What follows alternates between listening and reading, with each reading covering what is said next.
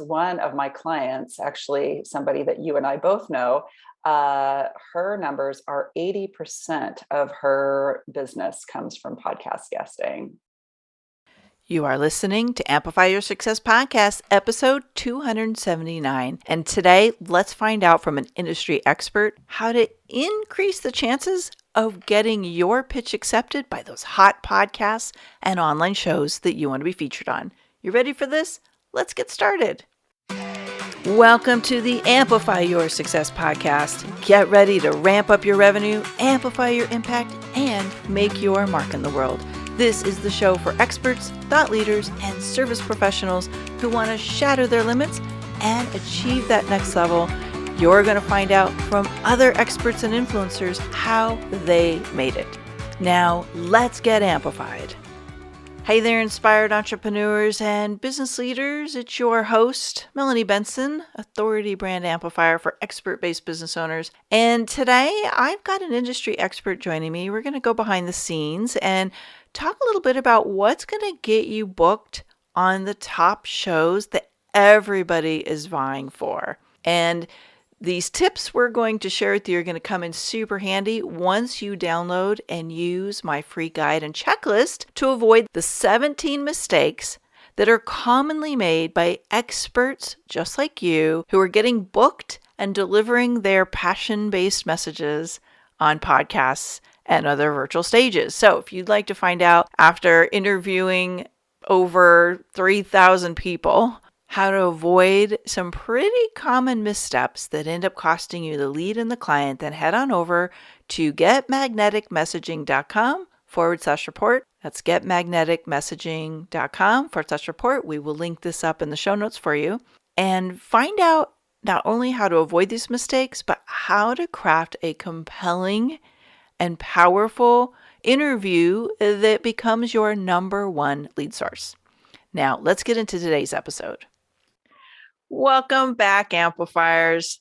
We're talking about one of my favorite subjects today, how to increase the chance of getting a yes to your pitch to get on a podcast as a guest expert. Let me introduce you to our guest today, Julie Fry. Now, Julie Fry is the founder of Your Expert Guest, a podcast guest booking agency for thought leaders that want visibility without spending hours on social media. She's passionate about the magic that can happen in your business when you connect with the right host on the right podcast. Julie and her team help entrepreneurs with everything they need to attract new clients from their podcast guest appearances. So Julie, I'm excited to talk about this today because as you and I have talked about behind the scenes, I get a million pitches and like maybe 10 of them are right. Right. 10 of them are effective. So I feel like this is like a big public service announcement, how to pitch it right so that you're actually going to increase your chances.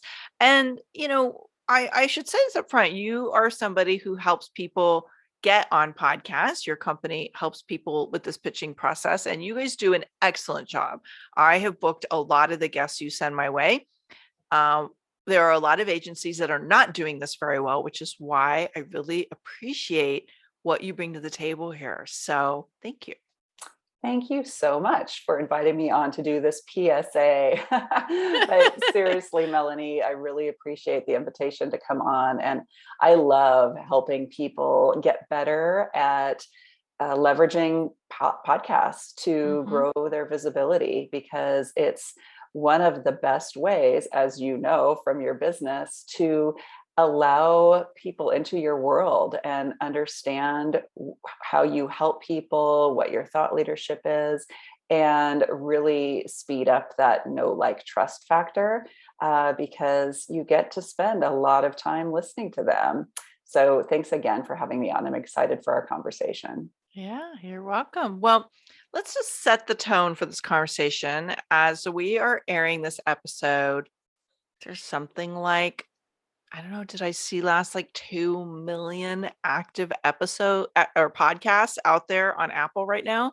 I don't know if you've got some newer facts than that, but that's what I think I saw last. Yeah, so we use a proprietary software, and it updates daily. So last I saw, it was almost 2.9 million podcasts, although not all of those are active.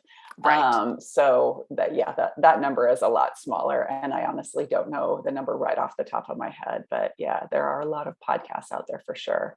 Well, the reason I bring this up is before we get into this is I think a lot of times people think, well, there's a lot of podcasts, like what, like, are people really listening to them? The answer is yes. Yes, they are.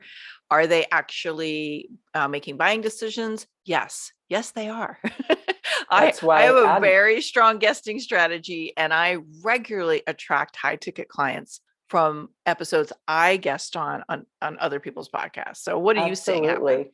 Yes. One of my clients, actually somebody that you and I both know, her numbers are 80% of her business comes from podcast guesting. Mm-hmm. So yes, Yeah. and me personally, I mean, I can track thousands and tens of thousands of dollars of business back to specific podcast interviews.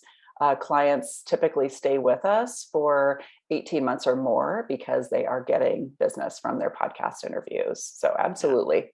And Yeah. that is why ad dollars being spent on podcasts and sponsorships. That's a huge growing part of the podcasting industry because everybody's realizing that there's a lot of money to be made in podcasts. Mm-hmm. Yeah. It's an active market, and I think it's going to keep growing. And then with that many podcasts, the good news is, as you're tuning in right now and listening, get your pen out, get ready to take some notes, do some muscle memory, whatever you have to do to kind of lock this in.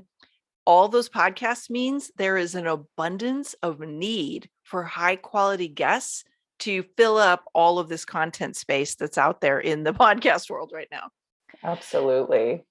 So let's talk about some foundation stuff. Um, what do you suggest people do before they ever start pitching podcast hosts and trying to get on their shows? I love this question because, as you mentioned, you get a lot of bad pitches. And so I think where a lot of the bad pitches start from is number one, not being clear on why it is that you want to be on shows. You just hear that. There's a lot of thought leaders saying, like, get on podcasts, get on podcasts. And so, especially people that are a lot earlier on in their business journey and their entrepreneurial journey, hear certain influencers and they say, okay, I'm going to, throw all my spaghetti at the wall on that without taking the time to really thoroughly vet that marketing strategy for them and how it's going to work best. Hmm. So one of the first things that I suggest people do is get clear on what is the outcome that you want from your podcast guest appearances, because there's a wide variety of reasons that people guest on shows. For some people, it's improving the SEO on their website. For some people, it's networking. And we had a client for over a year who was a celebrity divorce attorney. And so he would guest on shows to connect with other family attorneys, family lawyers, because that's where his referrals came from. So he wasn't looking for new clients because his clients, are a very specific type of high net worth individual, but he did want to build his network so that he could gain new referral partners. And then obviously, if you are launching a new product or service, maybe you have a new membership you're launching, podcast guesting is a great way to mention that offering that you have in your business and get some visibility around it. So getting clear on your why do you want to be out there is really important, and what sort of outcome you want from it. Yeah. And do you mind if I add one more to your great list, which I Absolutely. totally check. I also think, and I've personally seen this in myself and my clients, that this is a great strategy to build your authority Mm-hmm. because you're leveraging the authority of the host. You're invited onto a high profile podcast. You're basically borrowing their influence. So this is a really great way to get your name out there and create some buzz and momentum around your work, Mm-hmm. especially if you're kind of entering into a new business area or you're changing niches, something like that. So Mm-hmm. I think that's another often little known fact. Podcasts really go a long way for that. Yeah, and that's your zone of genius too. So I'm not surprised that you added that one. That's a good one. Very important. Yeah, that's why we synergize, right? Exactly.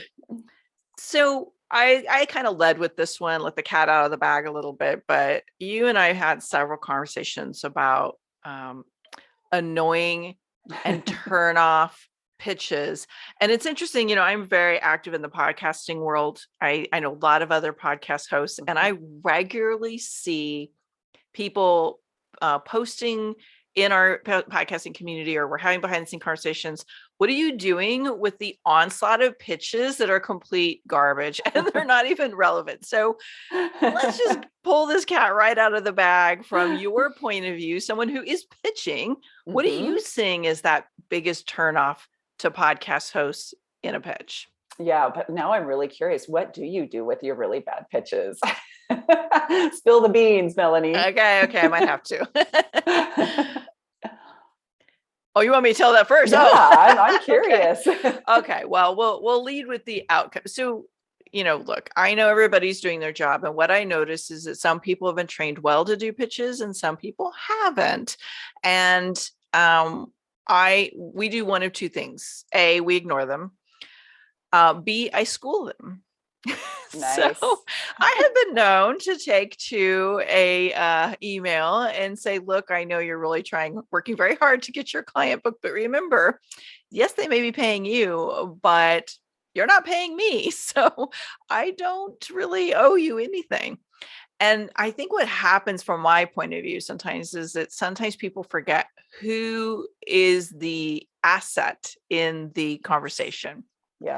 Yes, your client is paying you to get booked, but we are your asset. And so the third thing we've done, Julie, and we're just emerging with this, is because not all guests are great guests, but that doesn't mean their content's not good for our show. Is we've started adding a skip the line investment.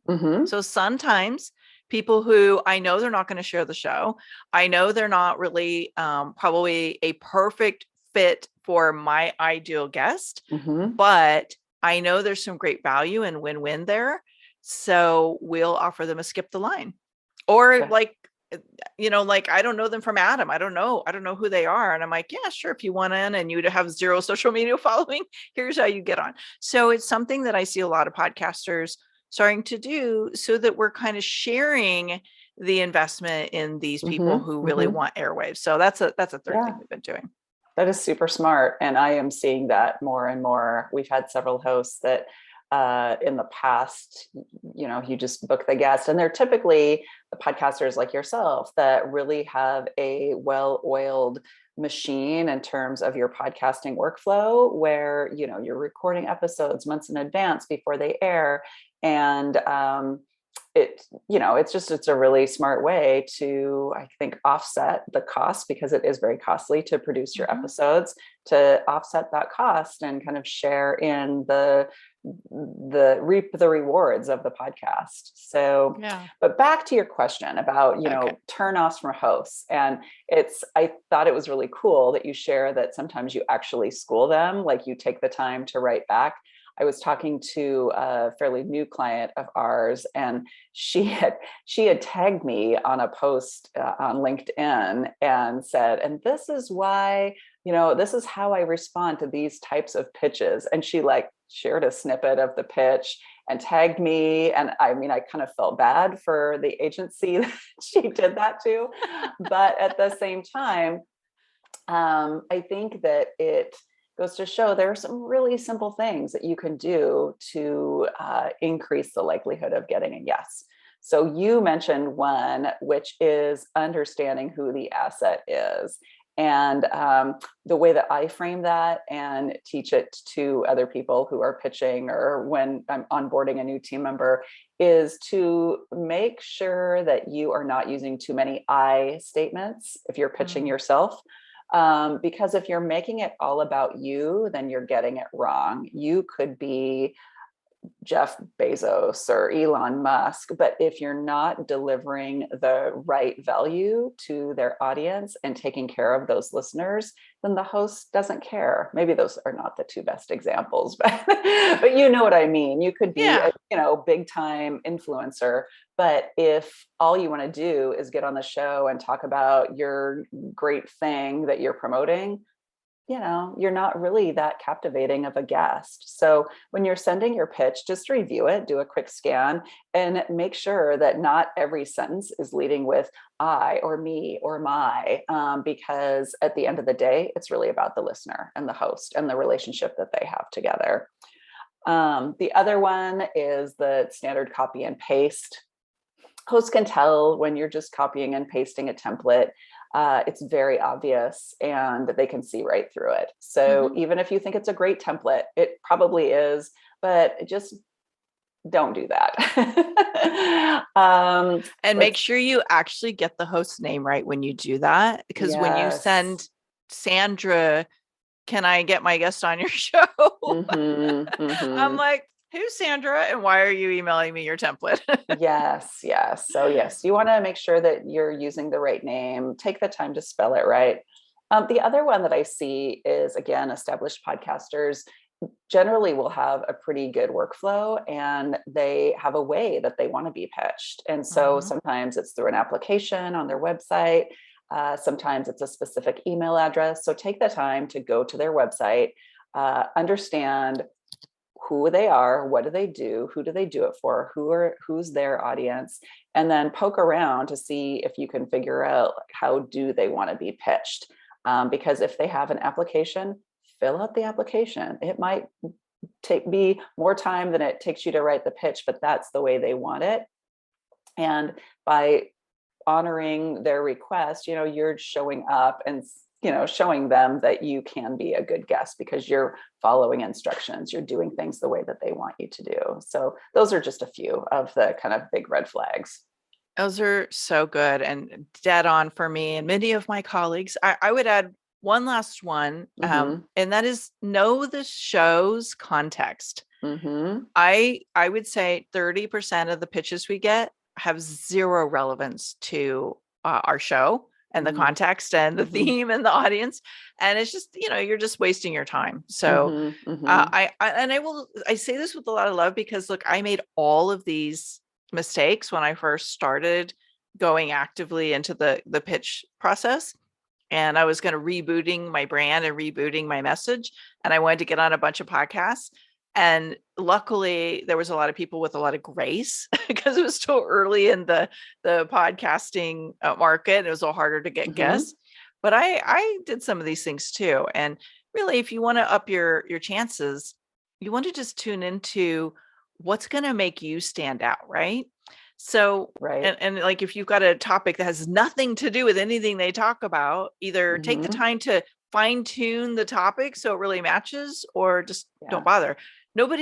Julie, I don't know what you're taking on this, but I don't see any value to guesting on podcasts that have zero representation of your potential client base. Absolutely not. I mean, unless you've got all the time in the world and you're retired and you're just doing it because you like to talk. That's fair. That's fair. But yes, I know none of those people, but yes, that's fair. I hear a lot of people that brag about, I was on 100 podcasts last year. And yes, you probably could find 100 podcasts that have your target audience on them. But I see the strategies that some of those folks employ. And I know that they're not getting on shows that have their ideal audience on that they're talking to. So I'm much more of a quality over quantity type of person when it comes to guesting on podcasts. So let's move to the conversation of the best framework or the best platform to make your pitch on. Social media or email? What's your take on that? The big answer is it depends. So before we pitch our clients, we look at the website, we look at their social media, and based on how active they are on social, like let's say you go to the website and there's no clues as far as how they want to be pitched. Then you look at social media and let's say their Instagram all day long and, they've got a lot of followers, they're really engaged. You may want to initiate the conversation through DM and just say, hey, I'm a fan of your show and this is why, or I discovered your show and I appreciate this is what you're helping your clients with.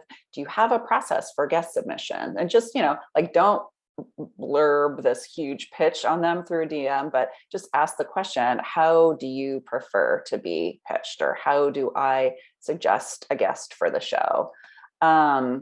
But I personally like email because I like to see when emails were opened and we have follow-up sequence around that. So that's my personal preference. But we have definitely pitched and gotten yeses from hosts when pitching on social media.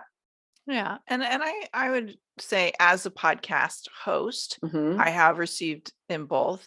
I almost always ignore the ones that come in through social. And here's why. And I know you'll love this, because what typically happens is somebody's sending me a friend request with a, how can I get on your show? Yes. Bad form, friends, bad form. Yes. The instant kind of, it's just like when you're on LinkedIn and you get that connection request that's instantly followed by the hard sell. So yeah, I proceed with caution. I know that there are hosts that, like, that's how they live their life, is they don't do email, they do social media. And that's cool. Just, look for clues on how the host wants to be pitched. Yeah. And also, like, get to know the host a little bit. If you really want to get on a show, like, build some know, like, and trust. You know, like, how are you going to, like, get across the stalemate is sometimes just building up some good energy and some goodwill. And I am, yes, I like to be courted. I know I am not not every podcast host needs that, but look, I'm getting an onslaught. So you want to stand out a little bit, build a relationship. Like, let's make something beyond just the one time you're going to pitch me to be on my show and then disappear. Like, it just doesn't work for me. I know some people don't care as much. Yeah, but you're absolutely right. Build an authentic relationship. If you're going to follow on social media, engage, share something with your audience of theirs that you truly feel genuine about sharing. Sometimes it comes up, well, you should rate and review every single podcast. And I do, and I suggest our clients rate and review every podcast before they go on or after the interview, because by that point, they've listened to at least one episode and they're building a relationship with the host. And it helps so much because it helps your show get discovered. So it's like the ultimate piece of gratitude to say, I appreciate you having me on your show. However, I don't suggest rating and reviewing a show that you've never listened to and that it's not authentic. So I do suggest that if you are trying to build a relationship and you're listening to the show and you want to help the podcaster get found. So I am a fan of that for sure. Yeah, I'm glad you said that. I would agree. And we all see the reviews that are written. So we know who's taken a moment to do that. And it really creates some goodwill. It does. And it makes us want to promote you even more. So it's a nice way to say thank you to be on the show. Yeah, it's hard to get reviews. So it's definitely one of the things that I like to do. Yeah, you know what we do with that, Julie, that I'm surprised how few people do. We actually, from time to time, will take the reviews, especially the authentic ones, and we will spotlight them on our social media. Oh, that's really nice. Yeah. And if we know who it is, like they've used their real name, we'll tag them and say, thank you, we appreciate this. And it's a way of kind of making it a great big win-win. Yeah. So anyway, we made a little extra payoff for the time people take to review it. That's awesome. So let's talk about a part of this process that I think is a little confusing to people. Okay. Because this is general sales, right? It's like, when and how should I follow up after an initial pitch? Yes. So yeah, there's a lot of people that think, well, I sent one email and I never heard back. So that's that. And we have looked at data, and it like an average is about 40% of our pitches get a yes from the first initial pitch. A much higher percentage is closed on the second and even third email. So I suggest you send your initial pitch, you wait 1 to 2 weeks to follow up. Sometimes the host will get back to you and say something like, oh, this guest looks great, or you look great, but our schedule is full for this quarter. Please follow up with me in 3 months. So we take our cues on when to follow up from how the host replies. And if they don't reply to that first follow-up, then we will send one more in 1 to 2 weeks. And the subject line that I always like to use for that one is closing the loop.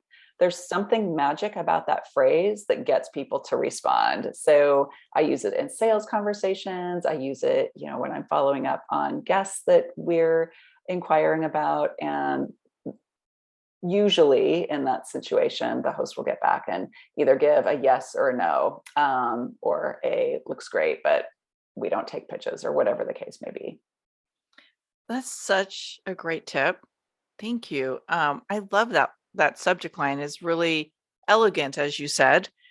I've received some very interesting follow-up emails from guest bookers, not in your agency. Yes. We won't say which agencies they're from, but they are not yours. And some of them are to the tune of, can you please help me get this task off my to-do list today? Oh my gosh. That one got schooled.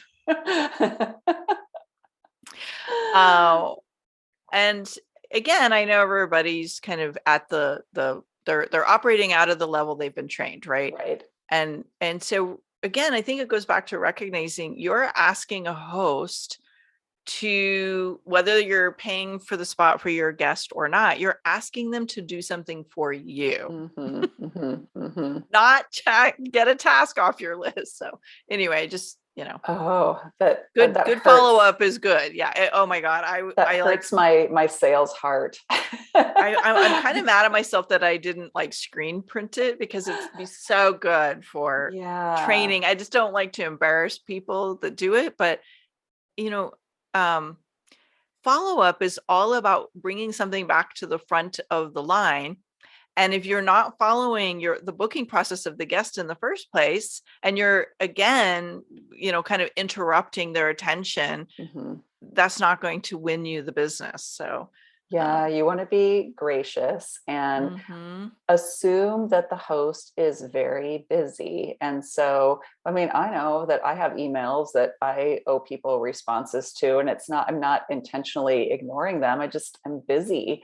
And so I do appreciate it when I get a well-timed follow-up to bump something up in my email that I need to address. So take that approach of, the host is busy. You are helping them out with I got called back in my previous corporate career, pleasantly persistent. But we say after the second follow-up email, if you aren't getting a response, then, just take that as a no and move on.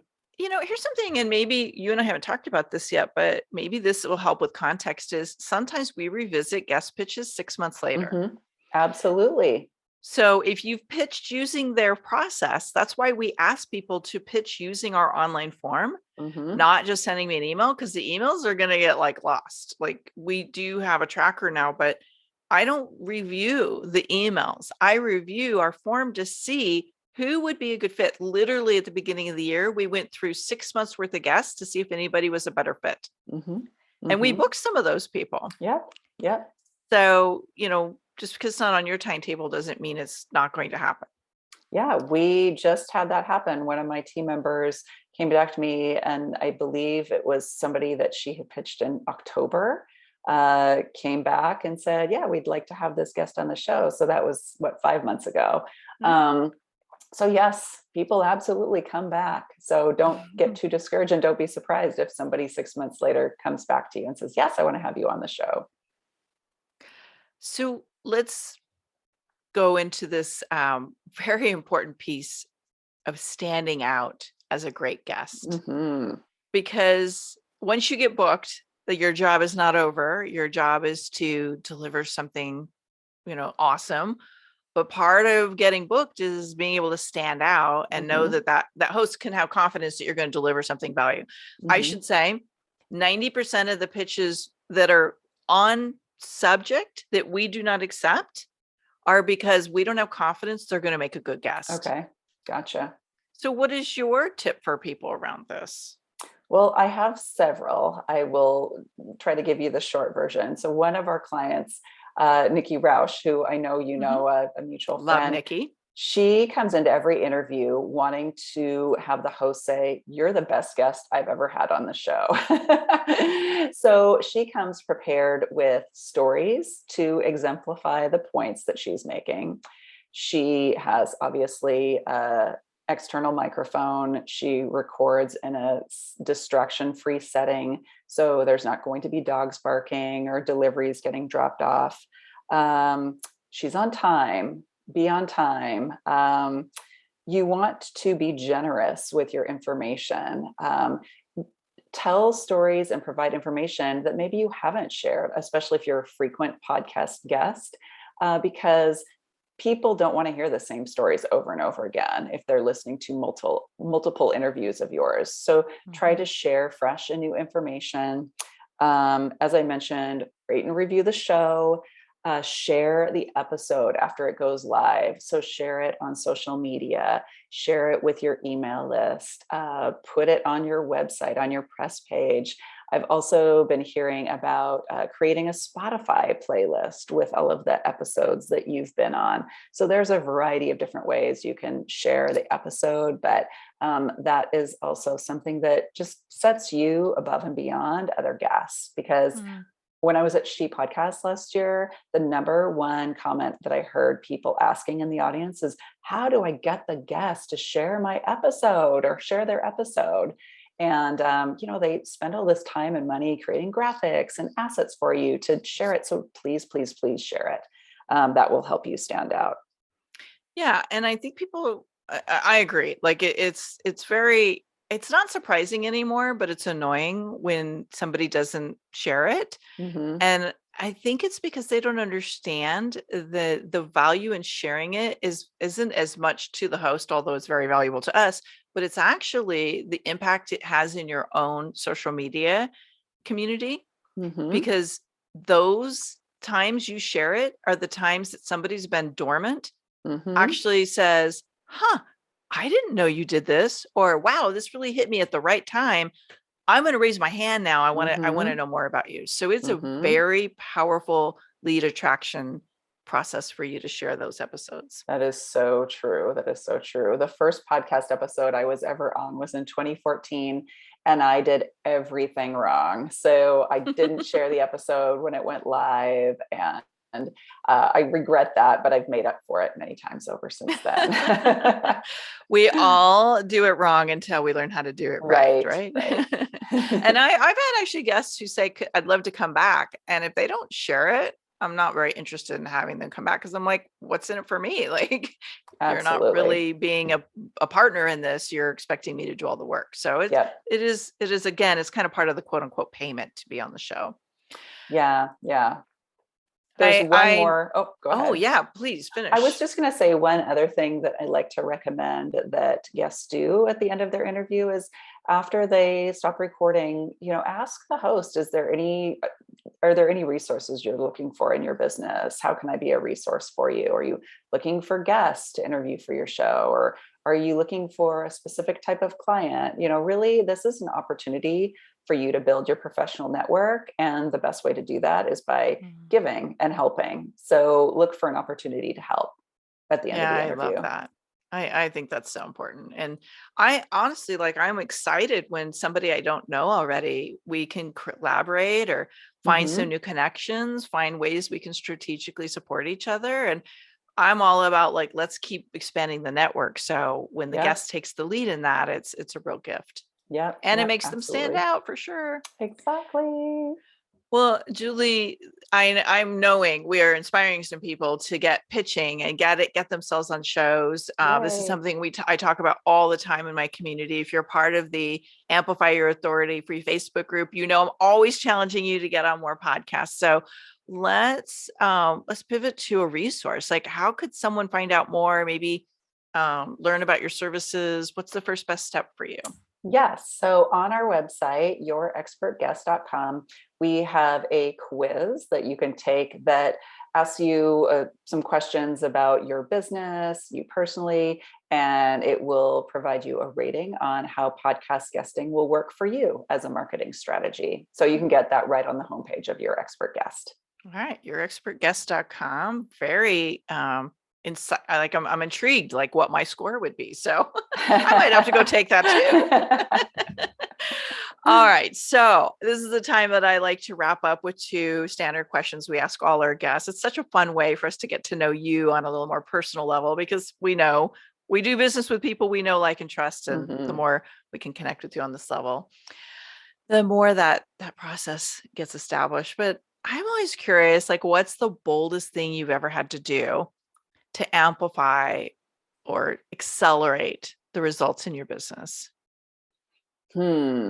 So there's 2 really. When I first started this business, I said yes to every opportunity that came my way, even if I felt like I wasn't ready for it. So speaking opportunities, podcast interviews, I ended up being, I think, a sponsor at Podcast Movement. And so I just was like, I'm all in. And then the other piece is investing in coaching. So investing in a 12-month long coaching program, I feel like was really, really impactful to the business and our visibility for sure. Yeah. Coaching the right coach, at least I should say, really will speed that up. Yes, let's qualify that. And what's one thing you wish you would have done sooner?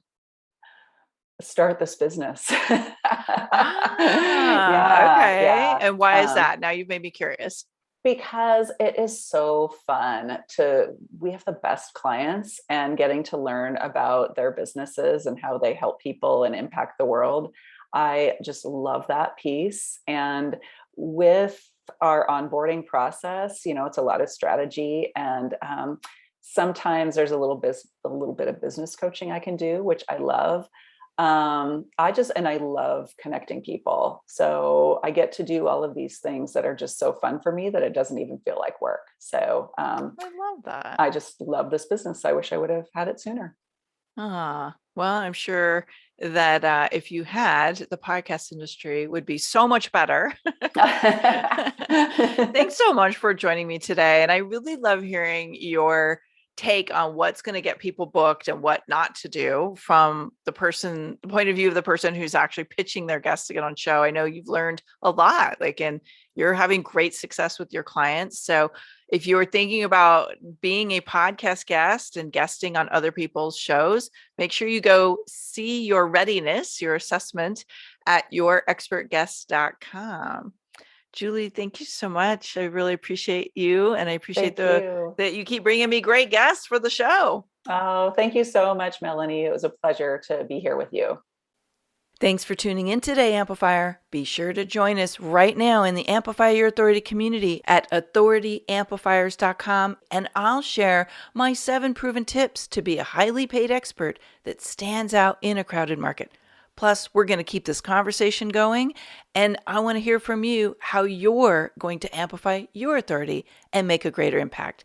Before you go, please take a minute to give our show and our guests some love over on your favorite podcasting platform. Subscribe, rate, and review. Leave your full name, and I'll spotlight you and your authority on social media.